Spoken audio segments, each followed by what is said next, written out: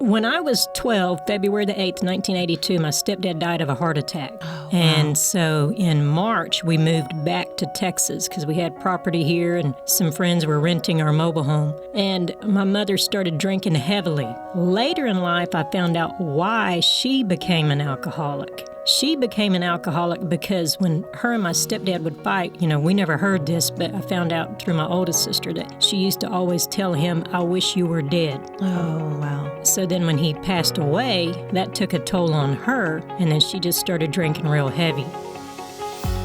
Welcome. You're listening to the radio podcast of Voices of a Woman from Creative Encouragement Ministries. This program focuses on giving women a voice to share their stories and how the Lord brought them through challenging situations to live above their circumstances. I hope that this conversation will encourage you and offer you hope in your own journey. Hi, I'm Leanna Wilson, your host, and you're listening to Voices of a Woman. My guest today grew up with a mom that was an alcoholic, and she swore that she would never become one. Then she became an alcoholic. The Lord delivered her from alcoholism, suicidal tendencies, smoking, and a low self-esteem. She is called to pray and loves praying for individuals or the nation.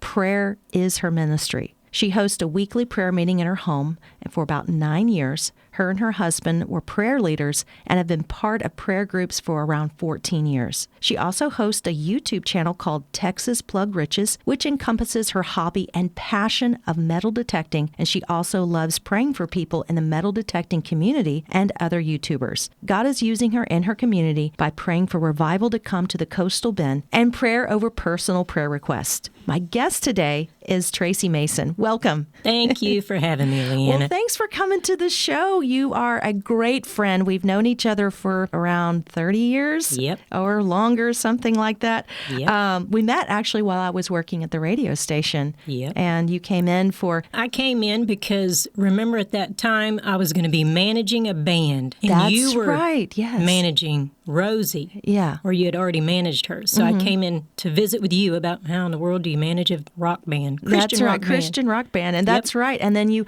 later on, you were working for a restaurant over in Ingleside, and y'all were promoting Christian bands and bringing them in to sing and bless the community. So we have a lot of funny stories together because through that encounter, the Lord brought us together later on to kind of be, I call us partners in mischief. Yep. We've done a lot of, I guess I'd say, almost like stand-up comedy a little bit. Yep. We've sang together. We've sang together. We've led worship together. We did some play acting together and different skits and things like that. So did the skit for the Blessing Shop for their Christmas celebration for their volunteers. Yes, we did that. We also dressed up as a 90-year-old couple. Earl and Ethel. Oh, Earl and Ethel. Yes, we did that. We actually, that was quite embarrassing because we had to walk into the butter churn, the old butter churn in Aransas Pass, dressed up as a 90-year-old couple, and people actually thought we were. Yep. And anyways, God just put that all together. It's just been a lot of fun. Yeah. So, and we're going to try not to laugh too much, right? Yep. We want to make it fun, but we get together and we just get to laughing about stuff. I know. We just, anyways, we get each other, I guess. That's what it is. And we play jokes on each other. We haven't done that in a while, so that's okay. Yeah, we've played jokes on each other and just, anyways, it's just good to have a friend like that. There's some people that just pull it out of you. Yeah. And you pull it out of me and I pull it out of you. And I think sometimes we can look at each other and just start laughing. Yes. So we'll try not to do that today too much because we really want to hear what the Lord has done in your life. Yeah. And I remember when I first met you, I knew that you had not really been saved for too long. And I thought, whoa, she's a little rough around the edges. Yeah, you said that you'd hate to meet me in a dark alley. But I've changed. The Lord has changed me over the years. So and it's safe to meet me in a dark alley. Yeah. And I have seen that, and it's been incredible. So let's kind of go back. I mean, where were you raised? I mean, and what was going on at that time of your life? Well, we lived in Texas, and when I was about 4 years old, we moved to Florida. And we lived there about 7 years, and me and my sister and my mom and my stepdad. And I remember back in the day, parents would party on the weekends and everything. And I remember my mom and my stepdad, getting into arguments when he was drunk. And I even came to a point where I remember one time they were arguing, and I just got sick and tired of it. I think I was about maybe 10 or 11 years old, and I screamed at the top of my lungs, "Dad, you go to bed. Mom, you sleep on the couch." And I remember after that, I knew where he kept his liquor bottle, and I would go and I'd find it, and I'd take it out to the back, and I'd pour like 90% of it out in the yard because I didn't want him drinking. And then I'd go and put it back in. Of course, I got busted over that and everything. But other than that, we had a happy childhood. We went fishing, went hunting. We met some friends at a church that was close by and, went to the church there. And my parents didn't go, but my sister and I did. So other than that, the drinking and the parties on the weekend and, them arguing, we led a real happy life. So you weren't really particularly raised in a Christian home? No. So what did you learn about God in those early years? I mean, you were going to church with friends. Nothing, because we would visit with our friends. Your kids, and you're sitting in the back of the church or the back of the classroom, you sit there and write notes to each other all the time. Well, that's what we'd do. We'd pass notes. And then when church was over, like I remember on Wednesday nights, the pastor's daughter, we were good friends with her and her sister, and they'd walk us home, and then we'd say, "Can we walk them home?" We'd walk them. We kept doing that back and forth. But actually, I didn't learn anything. We just weren't paying attention. We just had exposure to church. Sure, but not really learning anything. Yeah. No. So what was going on in those younger years? I mean, you've got alcoholic parents. How did that shape you as you were getting older? Like, I had a good childhood or happy childhood, but as you were getting older in your teenage years, what was going on? Well, when I was 12, February the 8th, 1982, my stepdad died of a heart attack. Oh, wow. And so in March, we moved back to Texas because we had property here and some friends were renting our mobile home. And my mother started drinking heavily. Later in life, I found out why she became an alcoholic. She became an alcoholic because when her and my stepdad would fight, we never heard this, but I found out through my oldest sister that she used to always tell him, "I wish you were dead." Oh, wow. So then when he passed away, that took a toll on her, and then she just started drinking real heavy. And so, that was when I was in junior high, and, we wouldn't have people over because, you don't want to have friends over to see your drunk mother. Right. And I remember her getting so bad that she couldn't even feed herself. Oh. She would sit there and say, "Would you feed me?" My older sister, she cooked and cleaned, and me just wanting to escape. I'd go play with the friends in the neighborhood and go ride bikes and all that stuff. And so I would sit down every night to spoon feed her. Oh, my goodness. And, that wasn't easy. And I remember one night sitting down in front of her getting ready to spoon feed her supper, and I had this thought, she's the child, you're the parent. And it just, kind of crushed me. And it was that night that I said, I will never, ever, ever touch alcohol. I just swore up and down, I'm not going this route. That is very impactful for you. As a young person, there's so much going on at like early teenage years, into the teenage years. You're trying to figure out your own life. You're trying to figure out who you are. So that had to be extremely impactful for you, realizing I'm now the mother. What was going through your mind at that point? How were you escaping from that in your own mind? Well, like I said, I'd go and just ride bikes and go do things with neighborhood kids and everything. And I would get depressed over it. And, of course, I wasn't going to drink, but I did turn to what they call nowadays cutting. Back in my day, they called you a weirdo if they knew that. And some people knew that. Some of my friends in school knew that. But, I just turned to that. And, I turned to music, but the music that I was listening to wasn't all that healthy. Bands like Suicidal Tendencies. That kind Dead or Alive. Right. Stuff like that, 9 Inch Nails. Music is powerful. A lot of people, I don't think they realize the impact that music can have on you. So listening to all that stuff, I just grew, because that morning that my stepdad passed away, let me backtrack a little bit, I had prayed and I asked the Lord to, don't let him die. And, he passed away anyway, so I just figured, well, God doesn't love me. He's too busy, to listen to me. And so at that point, I just kind of I don't want to bother God, because he's too busy. He doesn't love me. He didn't heal my dad. He didn't save my dad. My dad didn't live. And so, I had all that weighing on me too. And I just turned to cutting. And, later on, eventually in my younger adult life, I did eventually turn to alcohol. So how was that? How was that transition? I mean, you are in these early years, you're cutting, low self-esteem, kind of that all comes into play, right? You just have a single parent at home now who's an alcoholic, who's not even able to feed herself. And then you come into your early adult years, all of a sudden you just say, well, I'm just going to drink, or how did that happen? Well, when I was in junior high, I had one friend at school. She invited me to church.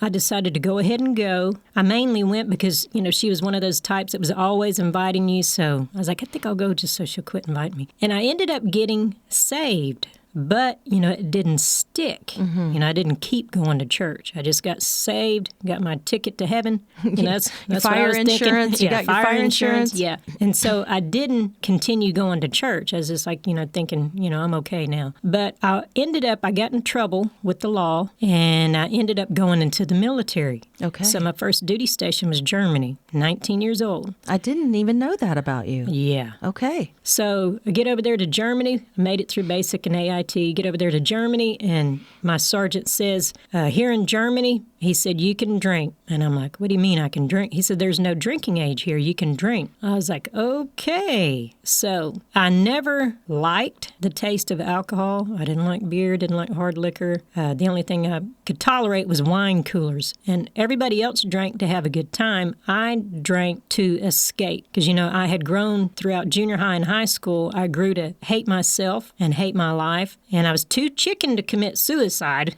Although I had the thoughts, but I was too scared to do that. So I just, started drinking. I mean, I got to where if I couldn't get my hands on alcohol when I was in the military, I'd drink NyQuil. Oh, my. I mean, we called it slamming back then. You just drink the whole bottle. Oh, goodness. So I'd drink the whole bottle of NyQuil and pass out. And then I got in trouble with the military, got an honorable discharge, came back home to the States. Well, in the States, you're underage. I couldn't drink.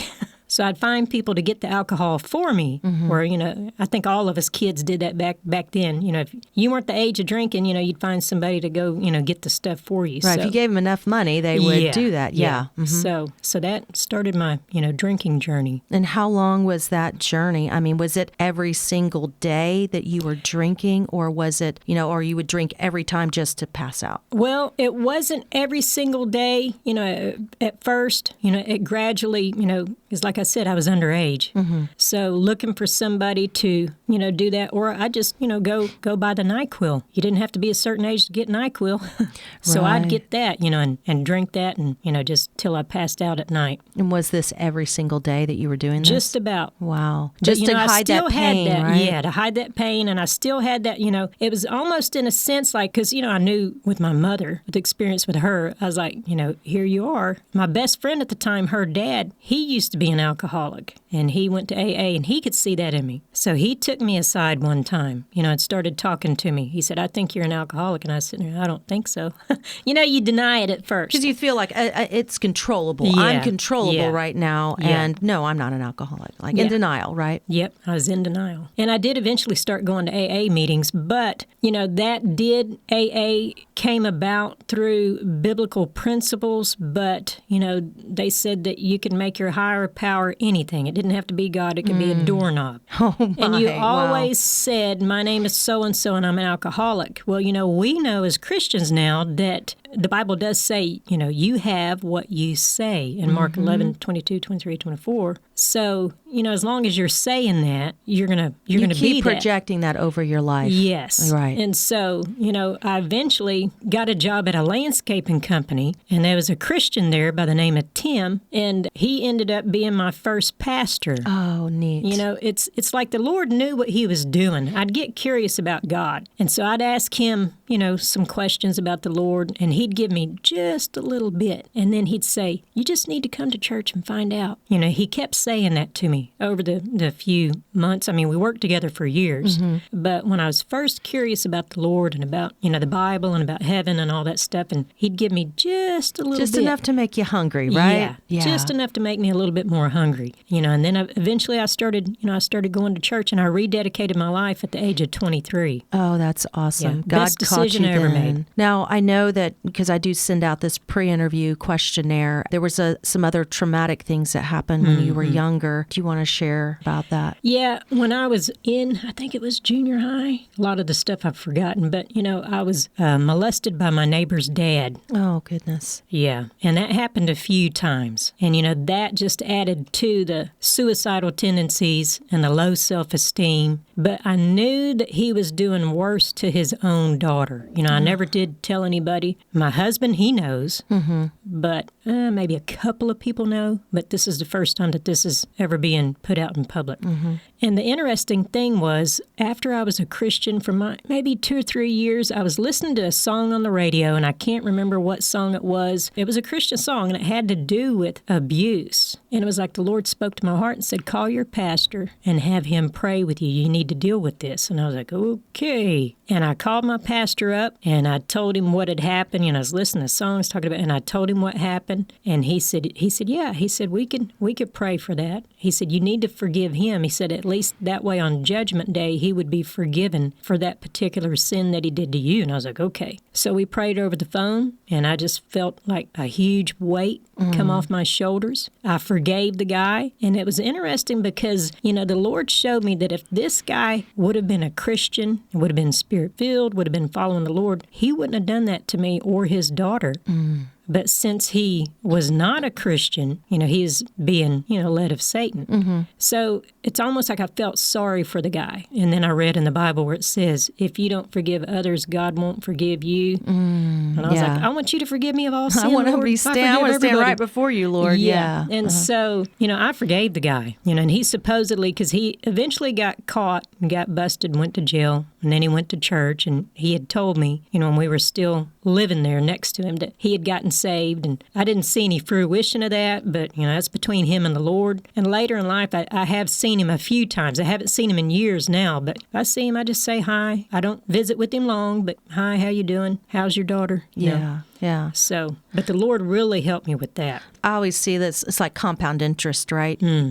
All this stuff with your mom, and then the enemy's like, oh, here's another opportunity to traumatize you, to bring this about, to get you to go down this road of, you're like you said, I didn't like the taste of alcohol. I just did it just to cover up the pain, to escape it. So when Tim introduced you to Christ, I mean, I remember you were like struggling with that and have all these questions for him. So what finally made you decide, oh, I need to give my life to the Lord? Well, I think a lot of it was, I didn't know this till later, but, he went home and told his wife, Tracy's asking me all these questions. So they started praying for me. Awesome. They prayed that I would get, saved. And basically, I just had to rededicate my life to the Lord because I got saved, in junior high, just didn't follow up with it. And I just kept getting more and more curious about the Lord. I found a church that was over there in the town that I lived in, and it was like kind of out in the country. So I was like, I think I'll go to that church, because nobody would see me going to church. You're trying Nobody to hide. would see my car, So I started going to that church, and that pastor gave an altar call on a Wednesday night, and I just went up and, I say I accepted the Lord, but actually, I rededicated my life to the Lord. And then the next day at work, I told Tim about it, and he was all happy and rejoicing. And then eventually the Lord dealt with him about starting a church in Port Aransas. Okay. And so I didn't know which church to go to, the one where I lived or go all the way to Port Aransas to that one. And both of the pastors said, just pray about it. The Lord will show you where to go. So the Lord led me to go to Port Aransas, where Pastor Tim was. So I went there and started going to church. I was real hungry for the Lord, Sure. As a baby Christian, I was praying and reading my Bible every morning and every night. And, it took time for him to mold me and shape me. And it's interesting because the Lord, the way he dealt with me about things, a lot of people in different denominations, they portray him to the public, I think, in a bad way. He's going to get you. You're right. Yeah, I've heard that. He's going to punish you. There are consequences to sin. Sure. I'm not saying that there's not, but it was like with the music. I was listening to Guns N' Roses one day. That song, he used to love her, I used to love her, but I had to kill her. She's buried right in my backyard. That song. And the Lord said real sweetly to me, he said, that doesn't sound very nice, does it? I said, no, sir. And I got rid of all the secular music. He didn't tell me to. I just threw it all in the trash. Went down to Walmart, got me some World's Most Beloved Hymns, started jamming out to that. And then with the cussing, they say some people cuss like a sailor. Man, I cussed like 500 sailors. I mean, stuff would come out of my mouth that would make your toenails curl. But one day I was at work and something happened. I was cussing and he spoke to my heart ever so sweetly and he said, that doesn't sound very nice, does it? I said, no, sir. And I quit cussing. I didn't have to pray about it. It's like he just took it from me. Oh, I just love how God does that. When he deals with me and it's about a sin or a habit or things like that, he's so lovely when he does it, because if somebody else were to tell me, I would probably get upset. Yeah. But the way the Lord does it, he does it in a way that is so gentle and so kind that it's so convicting that you're like, I never want to do that again because I want to please my Father. Exactly. I want to please him, and he loves me regardless, right? But I know that grieves the Holy Spirit, and I don't want that. And so I love it how the Lord was doing that with you. And it was like you said, ever so gently, how God was dealing with you. Because I'm sure people ask, well, how did you stop cussing? How did you stop drinking? How did you stop all of these things? And you're just like, my relationship with the Lord. Yes. Yep. And as you get closer to him, he just becomes so more apparent, so more real. And like you said, he just speaks to us so gently. Yeah. So I know when you got saved, I mean, does everything just go away? No.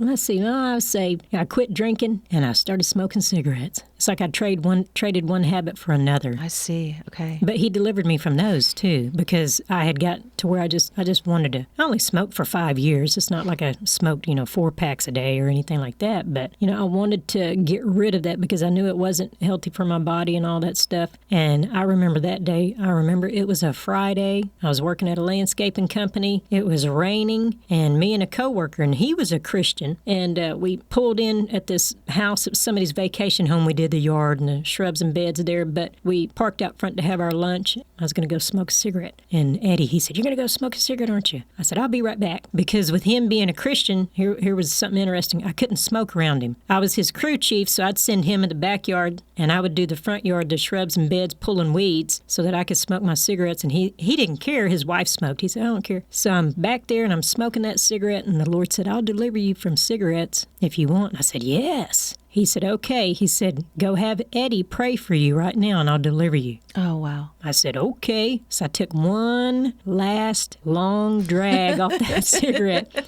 and I flicked it off into the canal. And when I turned that corner to go to the truck, I knew in my heart 100% that I was going to be delivered. So I got in the truck, got my 2 packs of cigarette, and I squished them all up, and I gave them to Eddie. And I said, the Lord said for you to pray for me to quit smoking. He's going to deliver me from smoking today. And Eddie's eyes got real wide, and he said, okay. I think it threw him for a loop. I didn't care. I was just being obedient. So he prayed for me while he was praying. I was like, and Lord, if I smell cigarette smoke, just make me nauseous to it. And the next words out of his mouth, Lord, the next time she smells cigarette smoke, make her nauseous to it. And I'm sitting there thinking, oh my gosh.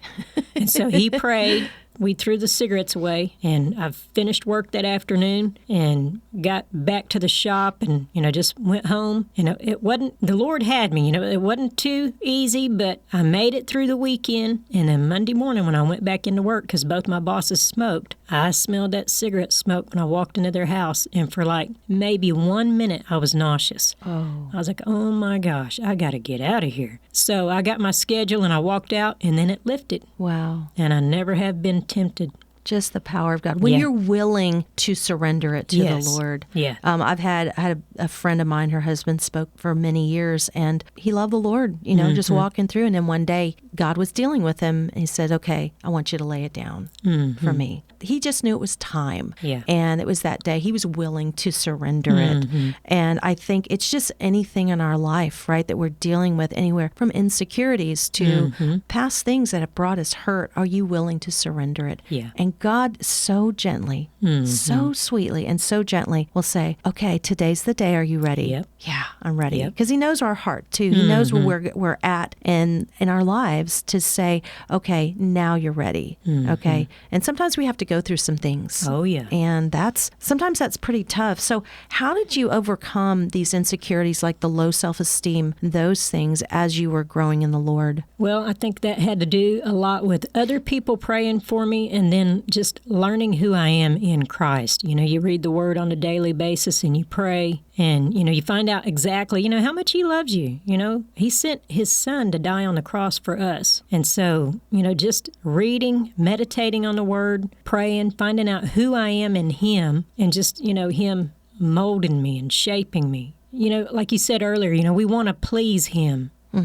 He just helps you. He helps you when you don't even realize that He's helping you. You know what I mean? Yeah, yeah. And just renewing my mind to the Word of God. I'm not the same, putting off the old man, putting on the new man. I'm not that person that I used to be. Yeah. I'm His kid. I'm His daughter. I'm a child of the King. Amen. So really the Lord helped you the most in all of that. So how long after walking with the Lord did you get married or meet your husband? Well, I met him in 2000, and we ended up getting married in 2003. Okay. Did y'all start dating right away, or y'all just were friends? Well, we knew each other I met him at church, so we knew each other there. And so some people in church, a few of them said, you ought to go out with him. And I didn't want to go out with him because he was a little bit older than me. But unbeknownst to us, people in the church started praying that we would get married. Wow. Okay. We didn't know that at the time. But, he had seen me growing in the Lord because he had a job that, took him all over the United States. And in the wintertime, he would come down and go to church there. I thought he was a winter Texan or something like that, because I didn't see him throughout the year, just in the wintertime. He, went off on a job and he came back and he was thinking, man, that girl's grown a lot in the Lord, And he said that's what attracted him to me, was my spiritual growth.